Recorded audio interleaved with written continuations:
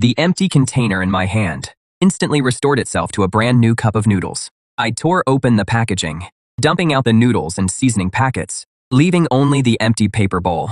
I placed it in front of Liu Ruyan. Liu Ruyan stared at the empty bowl on the ground, her face paler than a corpse. She knew I wasn't kidding.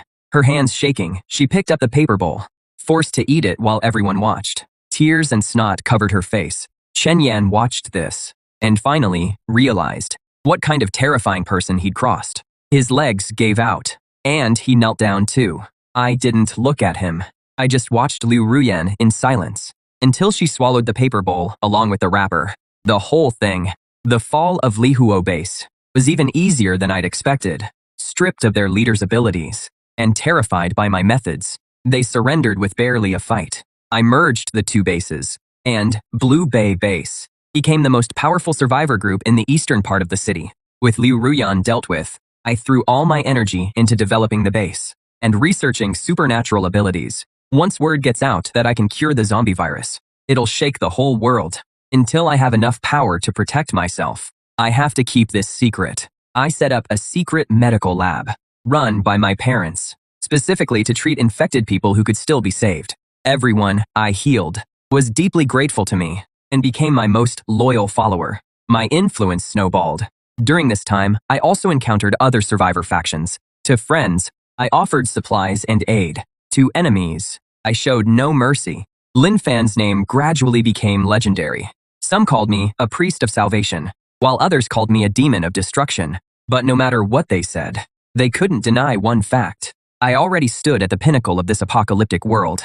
Year 5 of the apocalypse. Blue Bay Base had expanded into a megacity of 100,000. We had a comprehensive defense system, self-sufficient agriculture, and restored social order.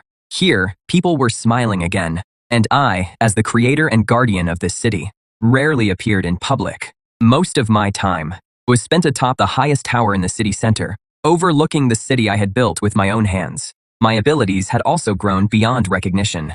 I no longer needed physical contact to refresh everything within my line of sight. I could refresh barren land and make it fertile. I could refresh contaminated water and make it pure. My power was approaching that of a true god.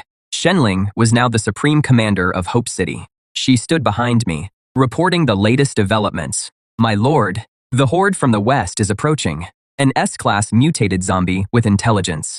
An S-class mutated zombie with intelligence. S-class zombies are the ultimate catastrophe of the apocalypse. Each one possesses the power to destroy an entire city. At those words, my gaze pierced the distance. I saw that black tide of hundreds of millions of zombies, blotting out the sky and sun. And at its center, seated upon a throne of bones, an S-class zombie sat there like an emperor. It seemed to sense me watching it too. Its blood-red eyes locked onto mine in midair. A terrifying psychic pressure crossed 100 miles and slammed straight into me. Shenling grunted, her face going deathly pale. But I just waved my hand, and that pressure vanished like smoke. Ready. Shenling took a deep breath. Her eyes were steady. Hope City stands with you to the end. I smiled and shook my head. No, we're not dying. I turned to face her. And everyone in this city, this apocalypse, ends now. I walked out of Hope City alone, stood atop the city wall, facing that tide of zombies that seemed ready to swallow heaven and earth. Inside the city, 100,000 citizens watched me on giant screens. They were nervous, scared, but most of all, they trusted. The S-class zombies' roar seemed to tear at their very souls. It commanded the horde to launch the final assault. Slowly, I raised my hands, as if to embrace the whole world. Everyone assumed I was about to unleash some world-shattering attack, but they were wrong. There was no killing intent on my face, only a trace of mercy. My power was never meant for destruction. It was meant for rebirth.